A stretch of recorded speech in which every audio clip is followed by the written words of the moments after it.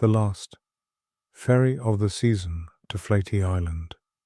The ferry pulls away from the small concrete pier a little after 4, and you stand at the end of it with your hands in your coat pockets, watching the gap between the boat and the land widen inch by inch until it isn't an inch anymore. It's a stretch of grey water you couldn't swim in October, even if you wanted to. Someone on deck waves. You lift a hand back, though you're not sure if they can see you now. The light already turning that flat, pewter colour that October afternoons in Breiðafjörður seem to specialise in. The engine sound carries a long way over open water, longer than you'd expect.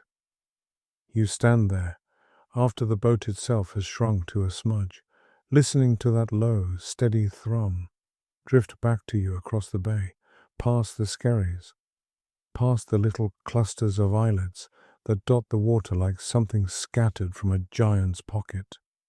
It doesn't fade all at once, so much as thin, the way a held note thins, until you're not sure anymore whether you're hearing it or remembering it. Then it's gone. Truly gone, not just quiet. And the island is just the island.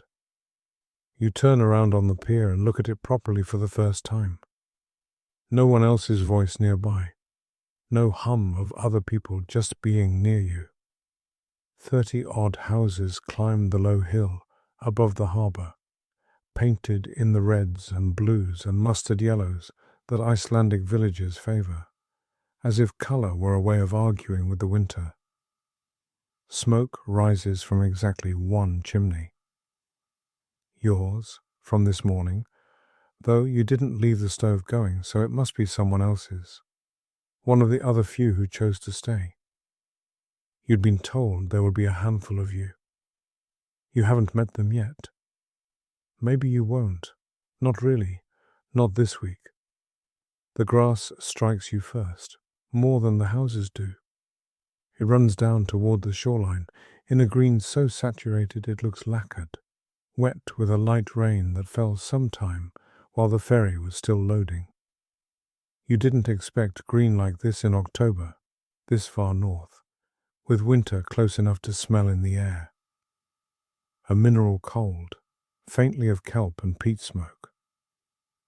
The grass doesn't seem to know about winter yet.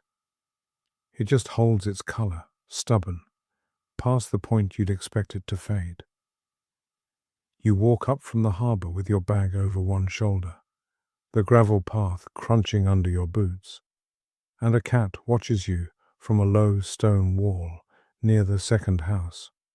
It's a grey and white thing, thick-coated already for the cold, sitting with its paws tucked under its chest in that compact way cats have of turning themselves into a single unbothered shape.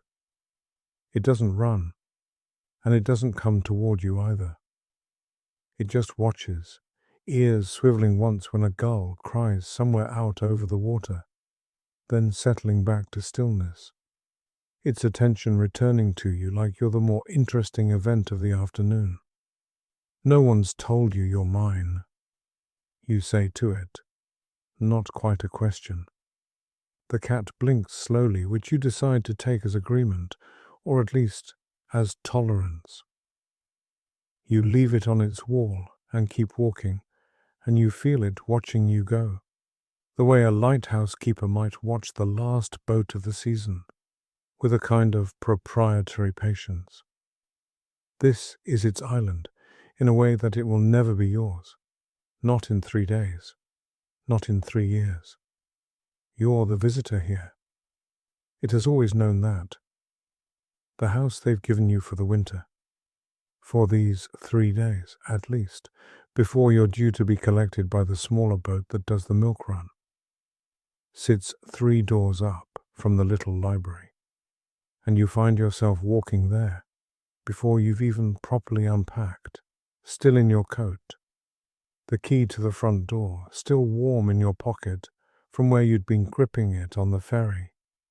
The library is barely bigger than a single room. A wood stove sits cold in one corner, waiting to be lit. And you do that first, kneeling in front of it with the kindling. Someone thoughtful left, stacked and dry, striking the match and watching the small flame catch and steady before you let yourself look at anything else. Only then do you look at the shelves. This is the place you remember now, standing in the middle of the room with the fire beginning to tick and settle behind you. This small library once kept the oldest surviving book in Iceland, a great vellum manuscript so heavy it took both arms to lift, written by hands that had been dust for 600 years. The book itself is gone now, moved south long ago to a climate-controlled room in Reykjavik, where scholars can study it under glass. But something of it seems to have stayed here anyway, the way a room keeps the shape of a piece of furniture long after it's been carried out.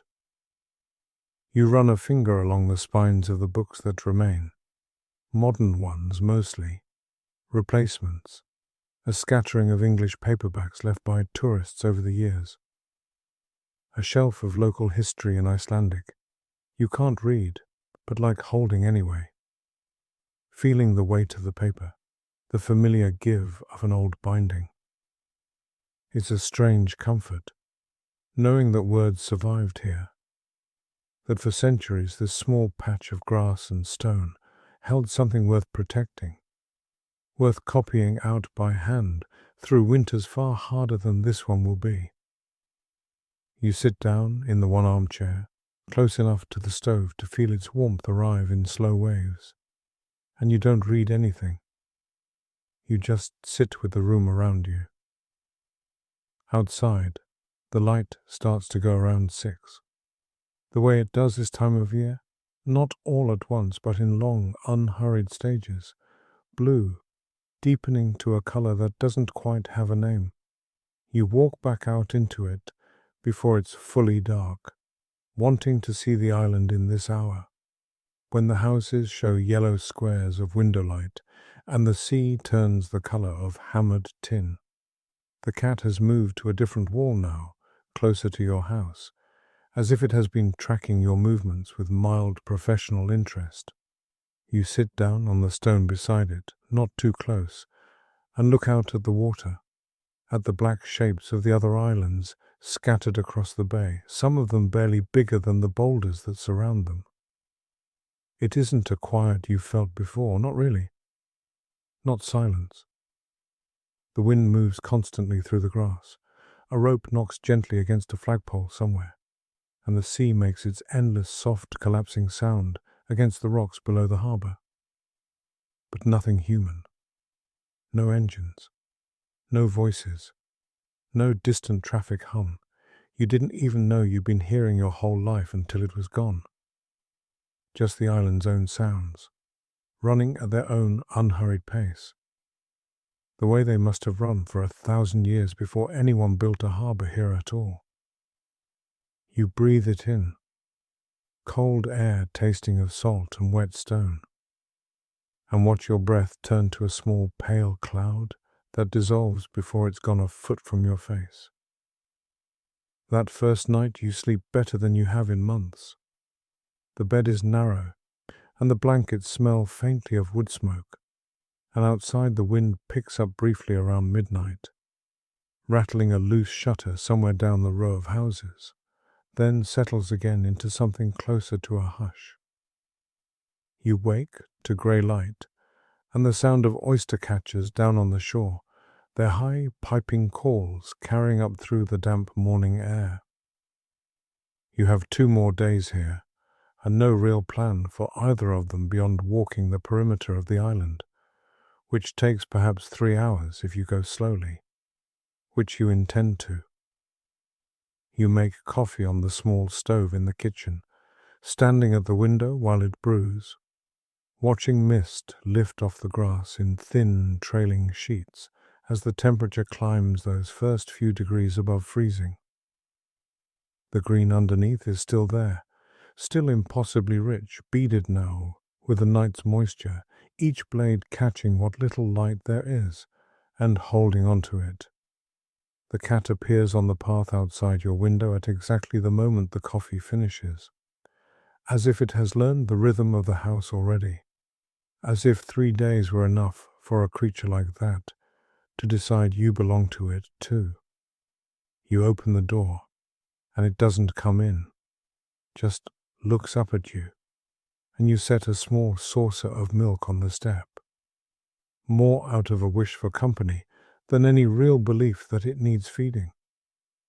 It drinks unhurriedly. You stand in the doorway and watch it, coffee warm in your hands, the whole quiet day still ahead of you. The library with its cold stove you'll light again, the old stone walls waiting to be walked along, the grass holding its impossible color for one more day before the frost finally comes and takes it. For now, though, it's still green, and the island is yours to walk through, slowly, with nowhere else you need to be, and no one else's footsteps to follow. If you're still here with me, I suspect you're already halfway into sleep, somewhere between the coffee and the cat and that quiet doorway. That's exactly where you should be. I'll leave another story out for you next time, whenever you need it. Sleep well.